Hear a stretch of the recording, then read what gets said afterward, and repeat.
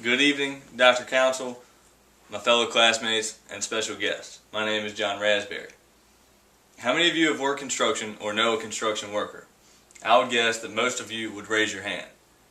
Have you ever thought of doing construction projects on the ocean floor? Well, tonight I'm here to inform you that people are working offshore in the Gulf of Mexico, spending time away from their families so that we can have oil to run everyday operations in this country. You'll notice that on your handout. It shows all the oil rigs in the Gulf of Mexico. I have an older brother who works in this field, and I have met many divers that have made and are still making a good living in this profession. The three main topics that I will touch on tonight are the 3 points of view during a dive project. On the job site, there are many different positions that employees hold. As on any job, there are the head officials of the company that make all the big decisions. But as far as the actual dive operations, there are three main positions. The major topic I will discuss will be what is required by the diver to complete a project on a dive site.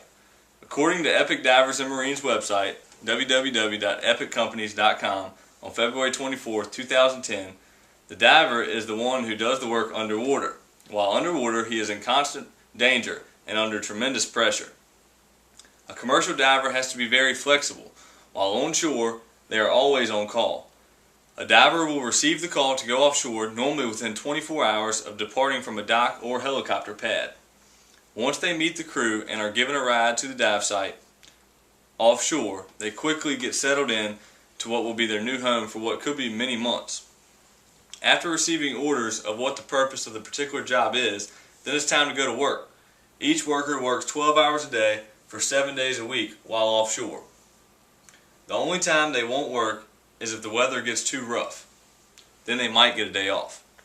According to JPM Cruises Market for Superior Offshore's Bank Loans Report written by GS in 2006, job itineraries may consist of construction or demolition of oil rigs and or pipeline.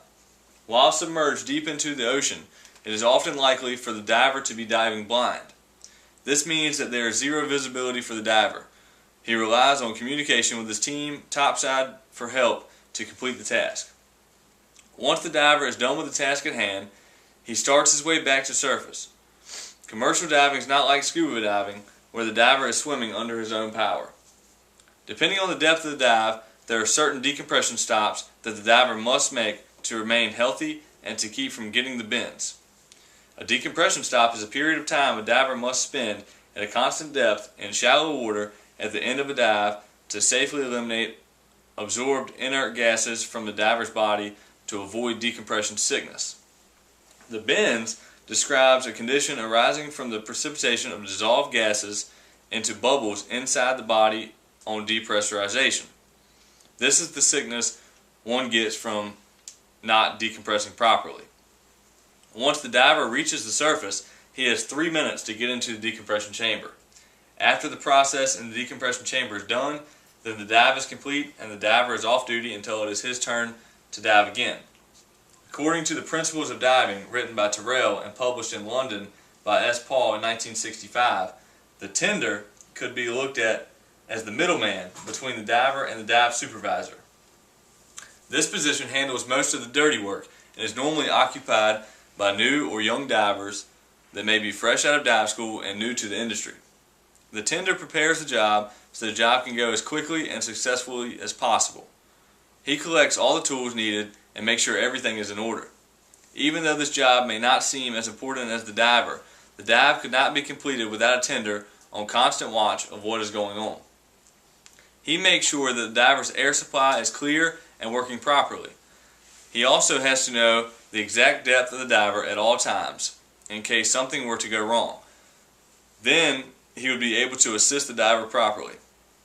When the job site is ready for the diver to get into the water, the tender goes and gets the diver from his living quarters and prepares him for the dive. After the diver has entered the water, there are downlines that have been prepared for tools to travel down to the diver. When the diver says over radio waves that he needs a new tool, the tender sends whatever is needed to the ocean floor. During the dive, the tender is basically on standby, waiting for whatever is needed from the diver. While waiting for the dive to be completed, it is the tender's job to keep things neat and clean on deck. So while staying very busy, keeping things tidy, he has a huge responsibility on keeping the diver safe. Once the dive is complete and it is time for the diver to come back to surface, it is the tender's job to pull him up. This is a strenuous task.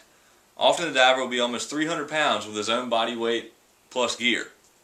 The tender cannot just pull the diver up at any speed. He must keep track of how fast he is surfacing.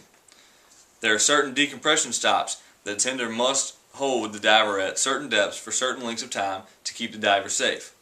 After finally surfacing the diver, it is the tender's job to strip all of the gear and wetsuit off the diver and get him into the decompression chamber within those 3 minutes. After the diver enters the chamber, the tender fills the chamber with the pressure that simulates the diver to be at a depth of 50 feet below surface. Then the tender follows the decompression chart to complete the diver's decompression. While doing all this, he must also prepare the next diver for his dive. The tender stays very busy at all times. The third point of view is the dive supervisor.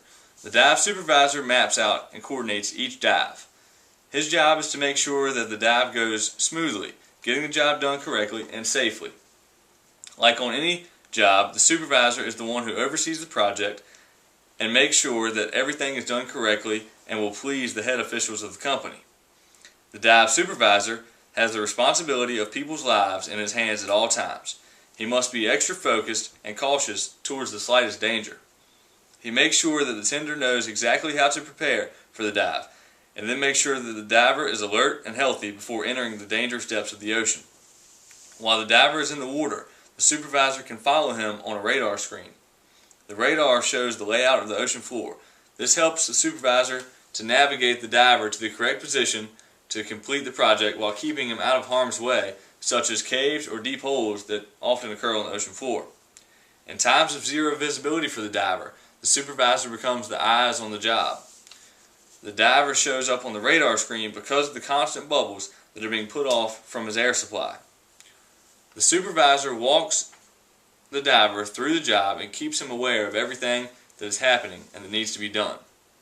These are the 3 points of view on a dive site. Are there any questions? Yes, sir. What happens if a diver is called to respond to the boat at a helicopter pad and is intoxicated? If the diver gets the call to go offshore and he's intoxicated, he must tell the company that he has been drinking. Even if he's only had 1 beer, he's to tell the company that he has alcohol in his system, and they must give him 12 hours to sober up before he has to report to the boat or the helicopter. If he doesn't tell them and he shows up and they realize he's been drinking or using drugs or anything, then he's fired on the spot. There's zero tolerance. Any other questions? Yes, ma'am. You said sometimes they go out on the rig and they stay for 3 months at a time or longer. Is everything they need supplied while they're on the rig? Food and living accommodations are. They don't have to take anything like that. There's a chef on board all the time on each job site where they get 3 meals a day plus anything else they want. Whenever they want food, that they can go get it.